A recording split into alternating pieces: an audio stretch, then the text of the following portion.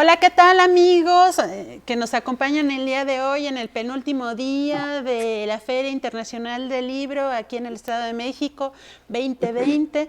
El día de hoy vamos a tener la presentación de un autor de lujo y un libro súper interesante para niños que, bueno, yo tuve la oportunidad de leerlo y que realmente me encantó, me atrapó desde el primer párrafo y hoy vamos a platicar con Mauricio Vega Vegas Vega de su Vivas. libro La ciudad bajo la ciudad. Maestro, bienvenido, ¿cómo está? Buenas tardes.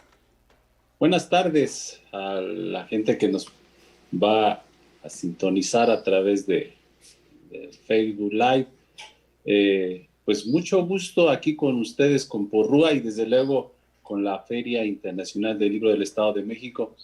Con todo gusto para conversar, charlar sobre la historia de México, porque aunque se trata de un libro infantil, el tema central es precisamente la historia de México. Y vamos a hablar de literatura infantil con todo gusto. Bueno, maestro, si me permite, lo voy a presentar para que la gente Sí. se vaya familiarizando con usted. Mauricio Vargas Vivas nace en la Ciudad de Mauricio México. Vega Vivas. Vivas, ajá. Nace en la Ciudad de México en 1965. Es escritor y artista visual.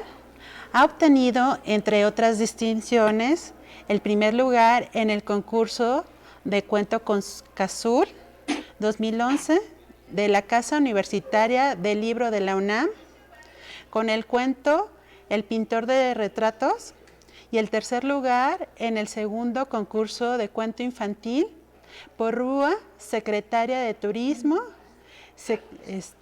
Rincones Mágicos de México, con el cuento La ciudad bajo la ciudad, el que vamos a hablar hoy, que forma parte actualmente de la colección infantil de Porrúa, Gusano de Luz, y cuenta con ya 2 ediciones. ¿Cómo ve, maestro? Qué interesante. Pues bienvenido, maestro. Muchas gracias por la presentación. Sí, como te decía al principio, pues vamos a conversar sobre el libro que obtuvo el tercer lugar, perdón, en el concurso que acabas de mencionar. Este concurso para los niños y la gente que nos puede estar sintonizando, hay que comentarlo, es un concurso que Porrúa ha venido realizando ya en varias ediciones. En el caso de la segunda edición, que es donde salió resultó premiado el libro, la convocatoria invitaba a los escritores de todo el país a escribir una historia que se desarrollara en algún centro turístico, cultural, de importancia del país. Leímos la convocatoria y decidimos participar. Esta convocatoria, particularmente al ser nacional, pues invitaba a todos los escritores a escribir de los lugares donde residían o que conocían. Entonces, el primer lugar, por ejemplo, habló sobre la localidad donde vivía, en el caso de Chiapa de Corzo, del maestro Rincón, que obtuvo el primer lugar con el Salto de los Duendes. Segundo lugar, habla sobre la ciudad de Mazatlán. Y en el caso de nosotros, el tercer lugar, que es la ciudad bajo la ciudad, yo que decidí escribir para participar en el concurso, bueno, pues conozco buena parte de la República Mexicana, pero después de seleccionar varios temas, decidí que lo mejor era escribir del lugar que más conozco, que es la Ciudad de México. La Ciudad de México, que es donde he pasado toda mi vida. Además, tengo formación como historiador. Entonces decidí escribir sobre la ciudad, que es la que conozco muy bien. Y escribimos esta historia para los niños, esta historia que es la que estamos aquí mostrándole a la gente, a las personas que nos pueden estar acompañando, que se denomina La ciudad bajo la ciudad. Esto de la ciudad bajo la ciudad es un poquito un juego de palabras para que los niños se pregunten a los adultos, a sus maestros, de cuál ciudad estamos hablando, cuál ciudad que está debajo de la otra ciudad. Para mucha gente, para los millones de mexicanos que vivimos en la Ciudad de México, a veces pasa desapercibido que aquí estuvo la otra ciudad, la ciudad de México Tenochtitlan, esa es la otra ciudad. Mucha gente piensa que esa ciudad pues desapareció después del proceso de conquista que realizaron los españoles. Este proceso posterior de colonización demolió la ciudad. Pero ocurrió un fenómeno muy interesante para nosotros, para los mexicanos del presente, que esa ciudad que fue demolida en la superficie, sin embargo, dejó restos debajo y han ido apareciendo de manera increíble en las últimas décadas. Entonces, y escribimos nuestra historia pensando en esa otra ciudad que está ahí abajo para que los niños se acerquen y la traten de descubrir. Esa otra ciudad que existe, que nos maravilla de cuando en cuando aparecen por casualidad, recientemente por trabajos de arqueología profesional, aparece la otra ciudad, la ciudad que nos da identidad y que le da nombre al país, que es México, México Tenochtitlan.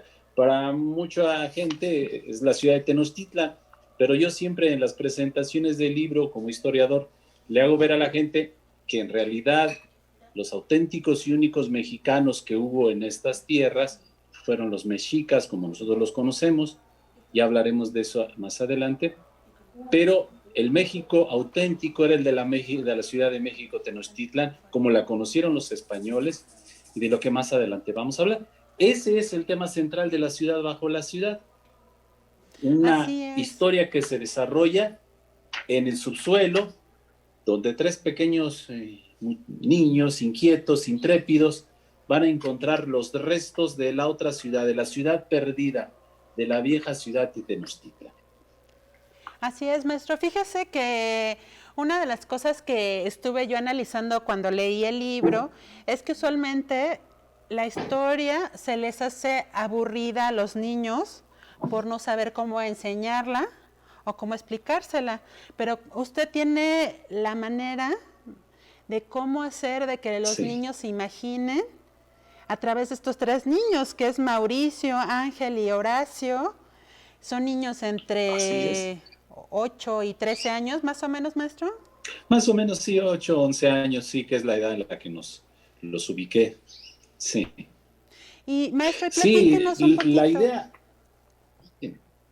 Adelante. Sí, la idea central de la historia era crear la aventura infantil y bueno, qué mejor personaje que uno mismo, ¿verdad? Entonces, yo soy uno de esos tres personajes, Mauricio, y los otros dos personajes son mis viejos amigos de la adolescencia, con quienes recorrí la ciudad y conocí la ciudad en esa edad, unos amigos que hacen, por cierto, ya algunos años que no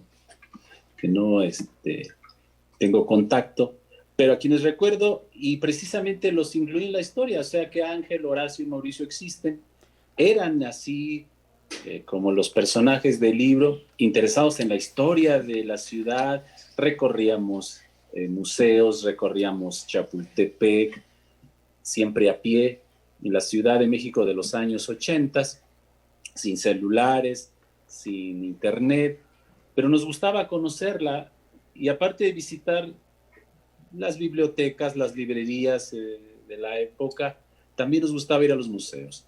Nos gustaba meternos por ahí siempre en lugares donde pudiera uno encontrar testimonio del pasado de México y aprender algo, porque era un excursionismo, sobre todo cultural.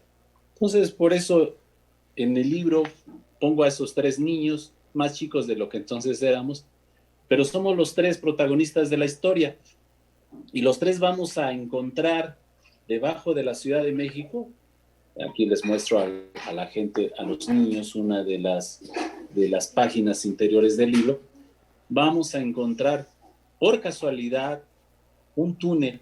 Esto de los túneles no es ficticio, realmente existen en el centro de la Ciudad de México para mucha gente que pueda visitarla y vive aquí.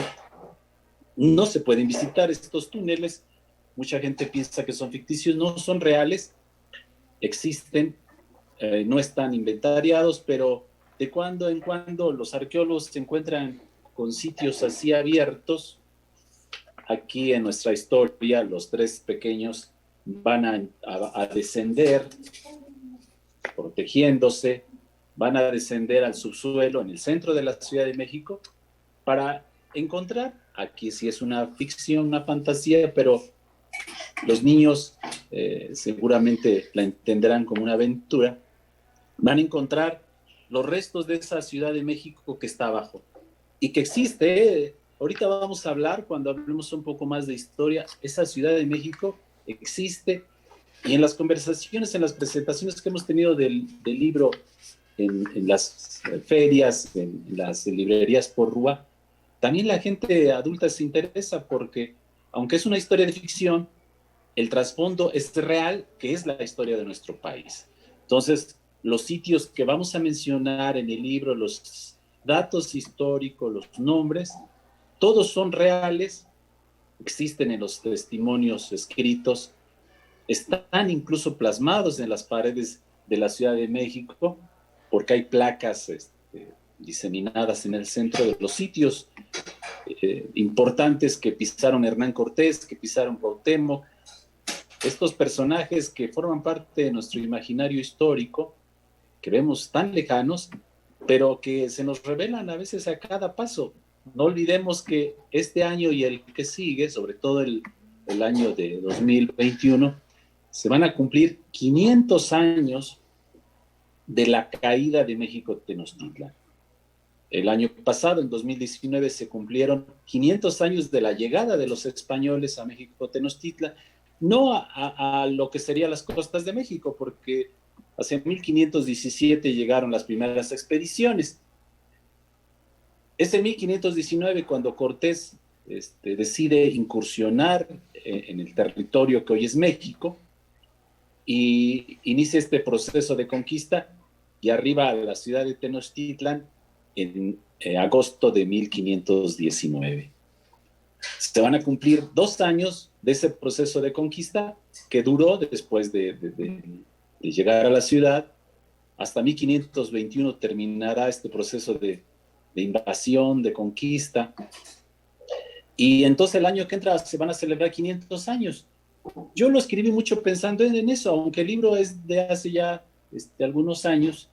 Tenía yo como historiador muy presente, mi interés por el México prehispánico ha sido permanente desde siempre, desde que era yo un adolescente. Tenía presente que se acercaban los 500 años. No es una celebración, no la podemos llamar celebración porque no lo es propiamente.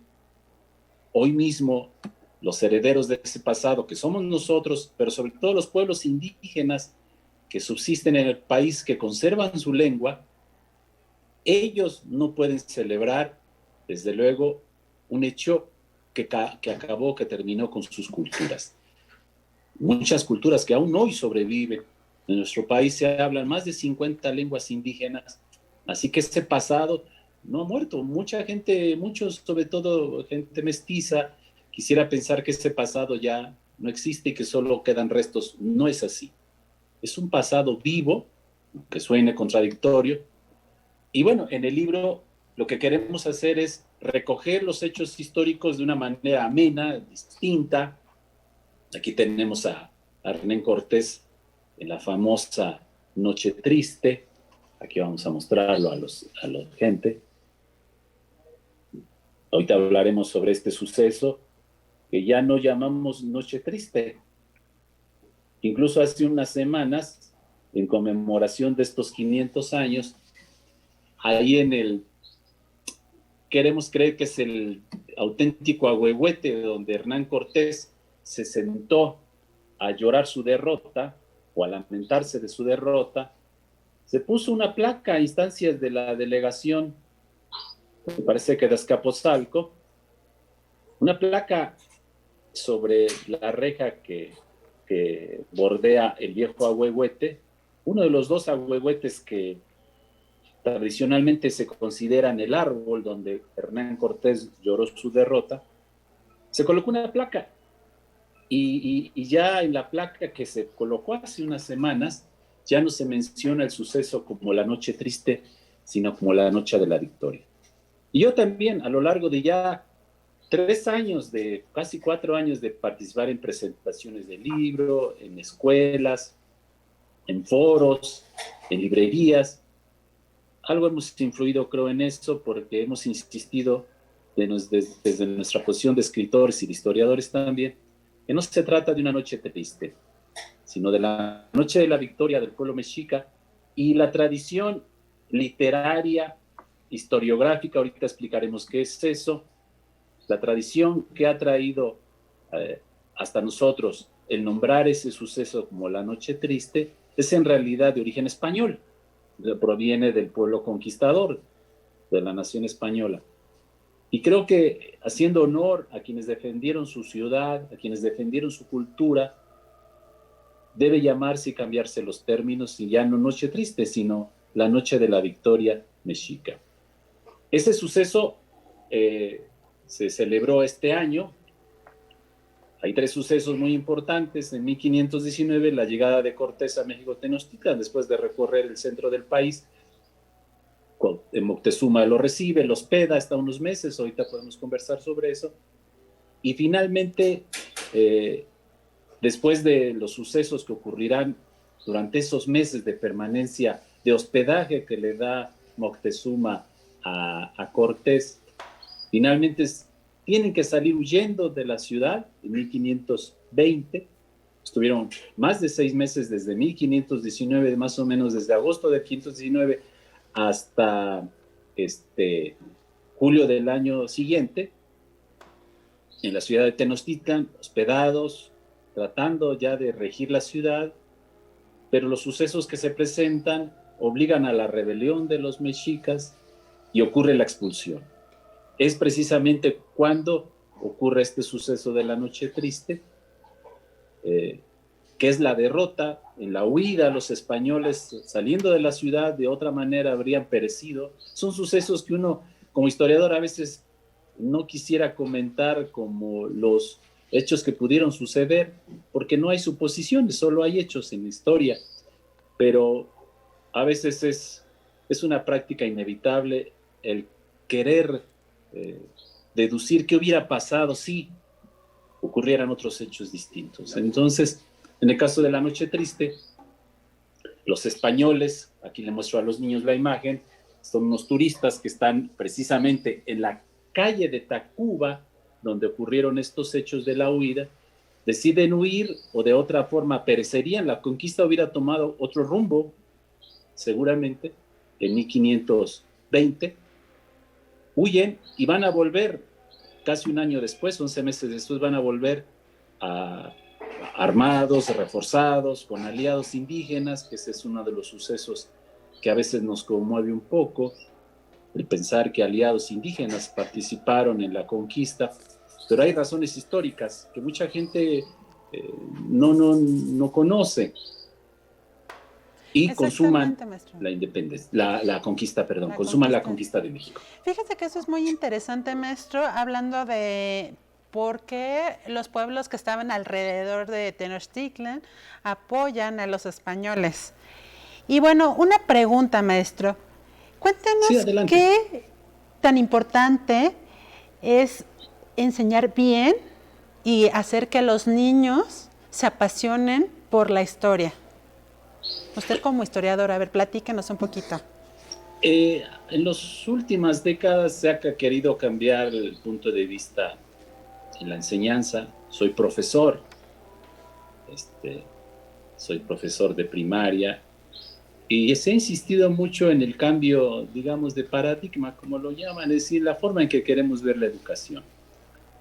Y se ha insistido mucho en enseñar una educación, sobre todo en el caso de la historia, no memorística, o no a la manera en que yo también fui educado, como una narración literaria, con héroes, con villanos. Pero creo que al dejarla, los niños pierden algo muy importante, que es este apasionamiento de aventura que tiene la historia. Si la vemos simplemente como teoría histórica para reflexionar o que nos lleve a meditar, perdemos el otro importantísimo sabor que tiene la historia, de aventura, de intriga, de conflicto, de guerra, incluso de venganzas y traiciones. De eso está plagada la historia, no solo de México, sino del mundo.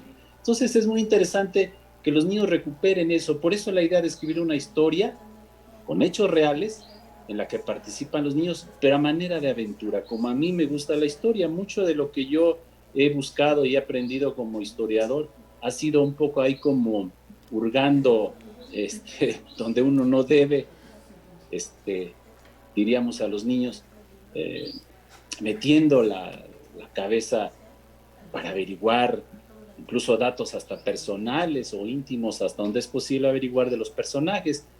Pero curiosear en la historia, andar metiendo la cabeza donde uno no debe, es lo que le da a veces el apasionamiento a mucha gente para escribir y para leer, desde luego, ¿no? En los últimos años, escritores como Martín Moreno, por ejemplo, que no es un historiador de formación, y otros escritores hurgan en la historia de esa manera. El mismo, en el caso de México, Las Noticias del Imperio, libro tan conocido en nuestro país, que habla sobre Maximiliano y la República reinstaurada en el país. No es un historiador el autor de Noticias del Imperio, pero el apasionamiento proviene para muchos escritores que convierten libros novelados de historia, los convierten en verdaderos textos literarios, se debe a este interés que despierta el pasado, porque es vernos en un espejo. Se trata de seres humanos en conflicto, que desde luego ya no viven, pero algo nos llama, el vernos reflejados, el ver ese pasado a través de los ojos de quien ya no está ahí, y tratar de aprender, porque los errores se repiten, las pasiones humanas son las mismas, y entonces eso es lo que a los niños invitamos a que hagan, a que se acerquen a la historia de una manera distinta. Es decir, una Así aventura, es, porque eso es, una aventura. Sobre todo, fíjese que a mí me llamaba mucho la atención. Ahorita ya nos explicó quiénes son estos niños, Horacio, Ángel y Mauricio, ¿no? Pero bueno, maestro, a ver, platíquenos cuál es la parte de la historia o la época de historia de México que más le gusta y sobre qué le gustaría escribir después de este libro. Bueno, me apasiona el pasado prehispánico, particularmente el periodo de la conquista, porque aparte de que es el origen de nuestra nación, eso es innegable, también genera en nuestras cabezas conflictos. No somos un país monolítico, es decir, no somos un país que tenga una sola imagen.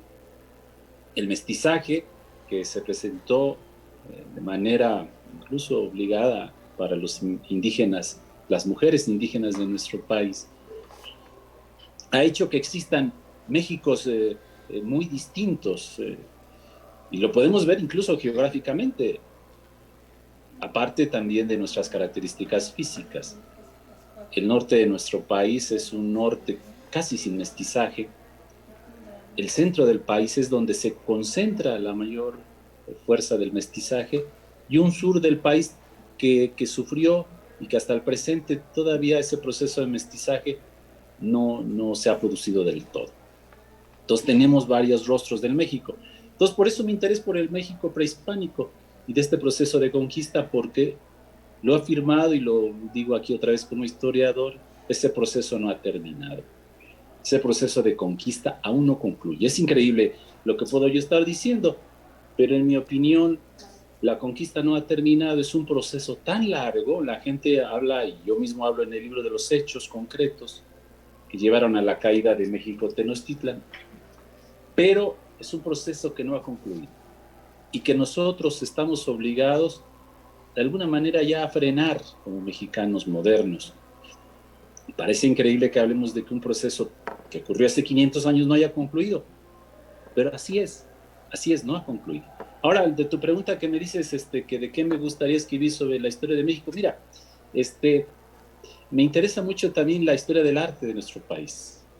Es curioso, así como me intereso por el pasado prehispánico, por el proceso de conquista tan doloroso que sufrió esa generación.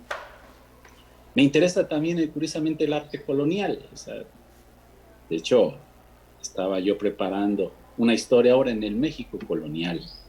Curioso, diría la gente, bueno, ¿cómo puede gustarle el arte de los conquistadores?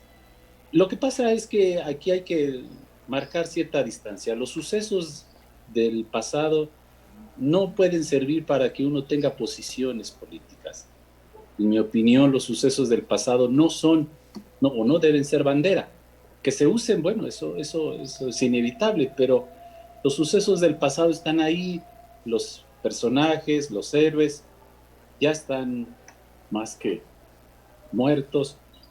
Entonces lo que podemos hacer es verlo con otros ojos, sí ajustar, digamos, ciertas cosas en relación a los sucesos y cómo los vemos, pero no significa que tengamos que destruir ese pasado ni nada por el estilo. Entonces yo admiro mucho el arte colonial, el arte que se produjo durante la colonia, la pintura novohispana, el siglo XIX, del México independiente.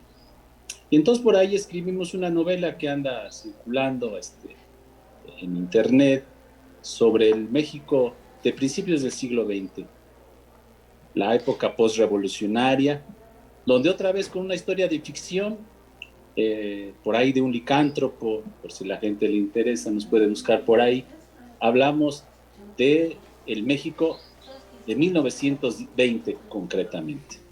Pues fíjese, porque maestro, la pregunta que me hacías es esa, ¿qué me interesa? Entonces, lo hemos estado haciendo, claro que sí, involucrando ficción y literatura. Así es, maestro.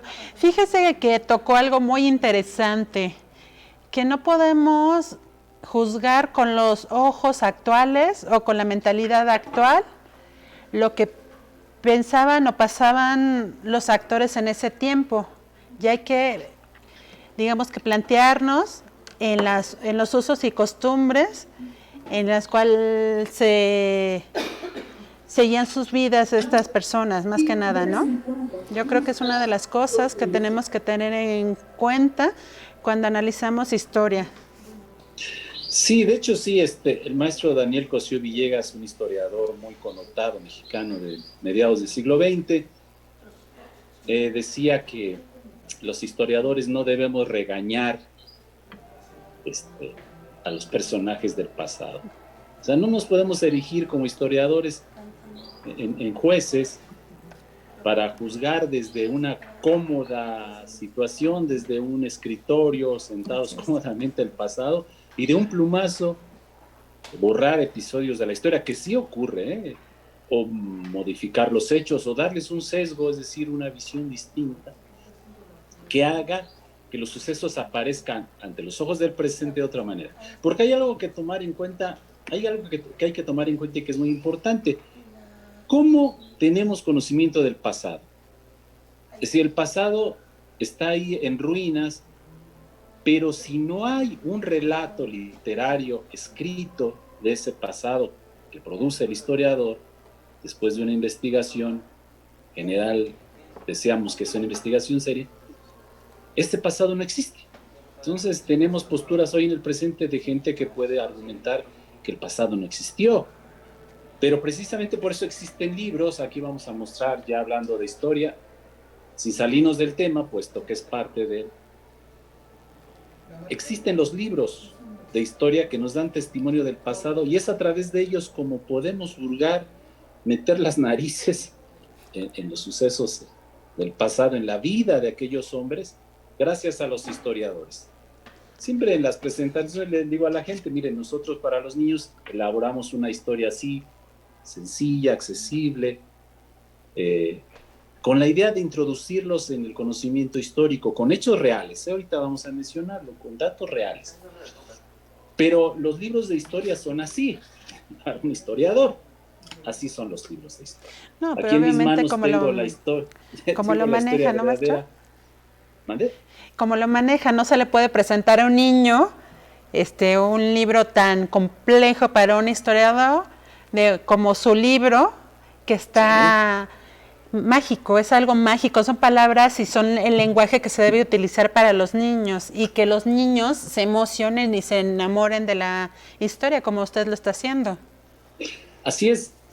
La idea es que los niños puedan acercarse de otra manera, porque decía yo, estos libros, esta es la historia verdadera de la conquista de la Nueva España, de Bernal Díaz del Castillo. Son libros voluminosos que a veces para un niño son imposibles, seamos sinceros. Para un adolescente pueden ser ya lecturas posibles, pero en general se trata de libros, sobre todo de los libros de siglos pasados, difíciles por el lenguaje que usan. Pero son los libros que nos permiten acceder a la historia. Mucha gente va a los sitios arqueológicos y piensa que ya estaban ahí, que bueno, de repente se presentan frente a nosotros y ya los visitamos. No, no es así. Es un proceso largo, de redescubrimiento del pasado. Es decir, se tiene conocimiento por tradición oral, por libros, por textos que aparecen de vez en cuando, de la existencia de ciertos lugares. Hay sitios y hechos más importantes que es más fácil encontrar testimonios. Pero si el historiador del presente no los reúne y forma una historia escrita, no llegarían a nosotros. Mucha gente dirá, ¿para qué sirven los historiadores? Bueno, sirven para eso. Cada generación escribe su versión de la historia, o sea, es increíble, ¿no? Mucha gente piensa que ya está escrita. No. ¿Por qué cada generación escribe su versión? Bueno, como solo hicimos en este pequeño librito, porque nuestras visiones cambian. Si en el México colonial, la gente quizá no lo va a creer, Hernán Cortés era un héroe. En el México colonial lo fue 300 años el héroe. Sus restos estuvieron en catedral durante muchas décadas. Hernán Cortés era una figura fundamental para el México colonial, sobre todo para los mestizos y criollos que vivían en el país. Pero al triunfo de la Guerra de Independencia en 1821, da un giro la historia y los restos de Hernán Cortés ya no se vuelven producto como de culto, héroe. Como héroe, y deja de ser el héroe, incluso sus restos salen de catedral. Hay una historia de la que por ahí quise yo planear un texto literario, porque los restos de Cortés empiezan a moverse de un lado para otro, desaparecen, y por aquí lo mencionamos. Sí, exacto. Desaparecen casi un siglo, ocultados por un historiador muy conocido de la línea de los conservadores del siglo XIX, que es Lucas Alamán. Él, vinculado al clero de la época del siglo XIX, a él le confieren el resguardo de los restos de Cortés, de los documentos que demuestran de alguna manera que son sus restos, y él los guarda. Y es increíble, aquí lo mencionamos en el libro para los niños, para la gente que le puede interesar, que estos restos arqueológicos reaparecen hacia los años 1941, me parece. Si por ahí un dato se me pasa, no crean que soy un mal historiador. Mucha gente piensa que el historiador debe manejar los datos. No, maestro, imagínense, no es así. Es imposible a veces tener tanta información. Así es, entonces los datos son, a veces puede por ahí fallarme algún dato. Pues, este dato es de que en 1941 aparecen los herederos de Lucas Alamán, entregan, considerando que el México ya cambió hacia los años 40, ya no es el México de la Guerra de Independencia del siglo XIX, donde sí hubo ataque a criollos, expulsión de criollos, de españoles, asalto a iglesias, sí lo hubo durante la Guerra de Independencia, y este resentimiento hacia al español, que sí permeó todo el siglo XIX mexicano. Digamos que en el siglo XX ya se calmado las aguas, ya estaba más sereno ese ambiente, esa lucha, y entonces los herederos de Lucas Alamán entregan los documentos, y hoy la gente puede visitar, como aquí lo mencionamos en el libro, la tumba o donde está el nicho donde se encuentran los restos de Hernán Cortés. Pues maestro, es un hecho histórico. Pues muchas gracias, se nos está acabando ya el tiempo.